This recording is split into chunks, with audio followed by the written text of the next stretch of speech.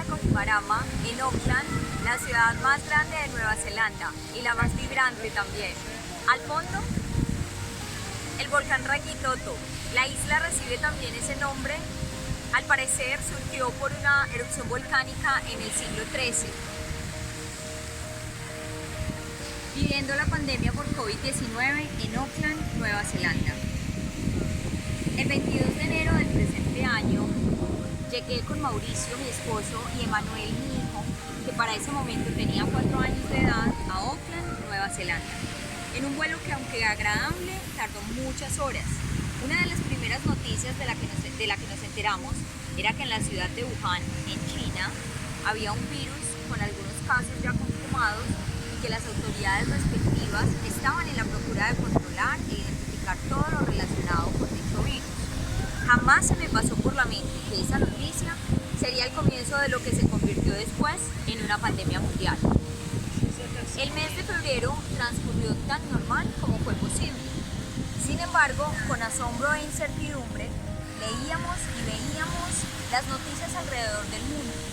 Todo estaba relacionado con el virus que se transmitía rápidamente en muchos países.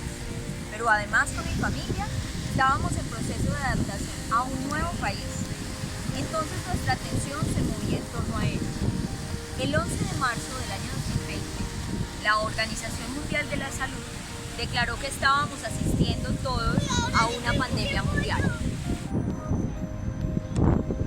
El primer caso confirmado de COVID-19 se registró el 28 de febrero en Nueva Zelanda y en las siguientes 2 semanas se registraron 6 contagios hasta el 14 de marzo.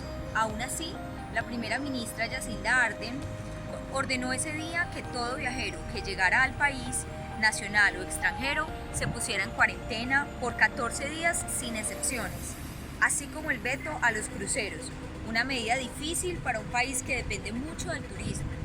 Nueva Zelanda comenzó en las restricciones fronterizas más amplias y duras de cualquier país del mundo, pero eso era solo el comienzo. Para el 19 de marzo llegó el cierre total de fronteras.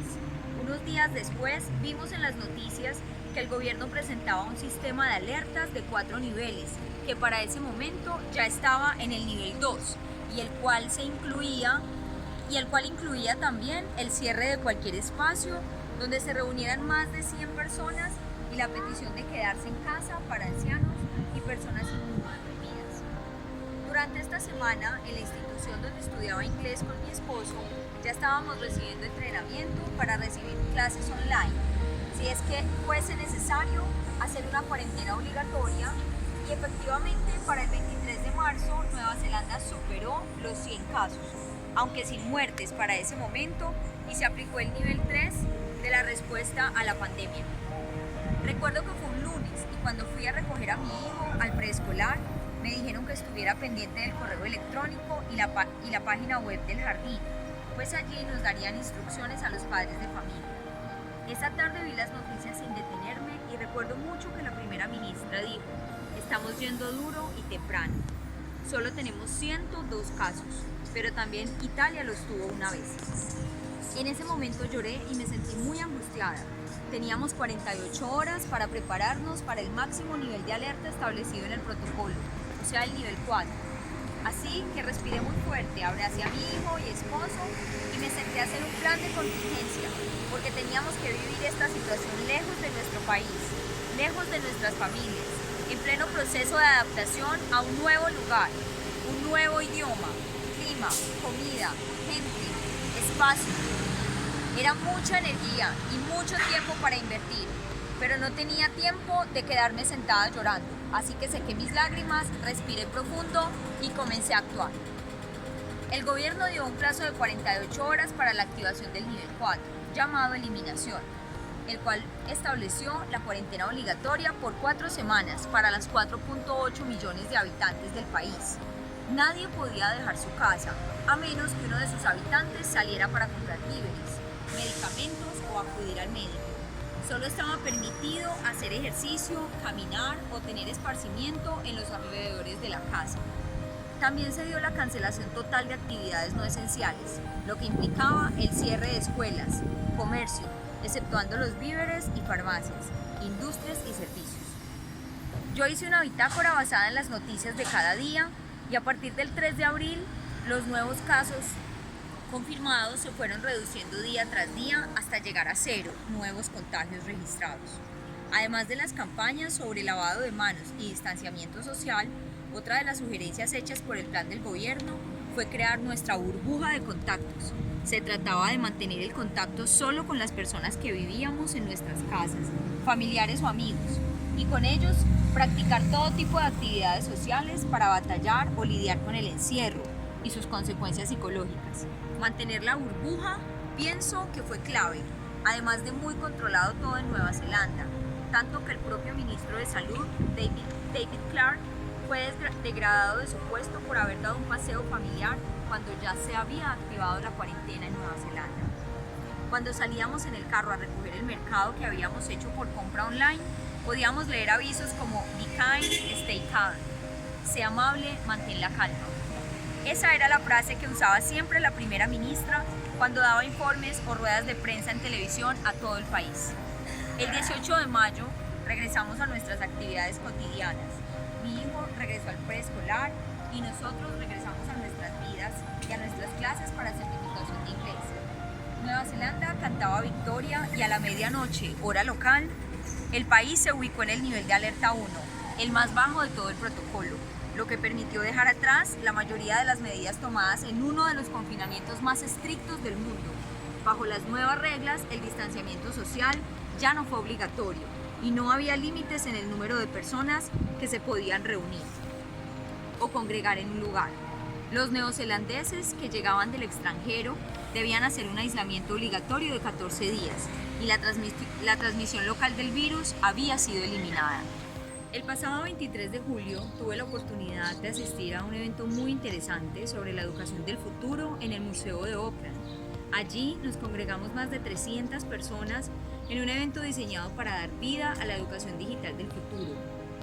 Con un panel de discusión con el ex primer ministro de Nueva Zelanda, Sir John Key, la ex primera ministra de Educación de Nueva Zelanda, Nikki Kaye, y Jamie Button, un joven empresario y CEO de Crimson Education.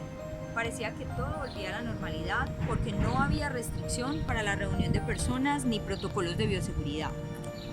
Durante la segunda semana de agosto, nuevamente se anunciaba en las noticias que habían 4 casos de virus por COVID-19 en la comunidad y que se estaba haciendo todo el protocolo de seguimiento pertinente. Y el 12 de agosto, Auckland, la ciudad donde vivimos, fue ubicada en el nivel 3 de alerta, por lo que tuvimos que regresar a un aislamiento decretado y organizado por el gobierno. El resto del país estaba en alerta 2, por lo que los protocolos de bioseguridad y medidas necesarias debían ser tomadas y cumplidas a cabalidad para detener la propagación del virus nuevamente. Los centros de aislamiento administrado seguían operando con esmero y control. Todos los días en las ruedas de prensa dadas por el gobierno nacional se alentaba a la población a usar tapabocas cuando estuviéramos en estrecho contacto con grupos y a que las personas siguieran adoptando estrictas medidas de higiene. Lo hemos hecho bien hasta la fecha al actuar juntos. Seguiremos haciéndolo bien si seguimos trabajando juntos.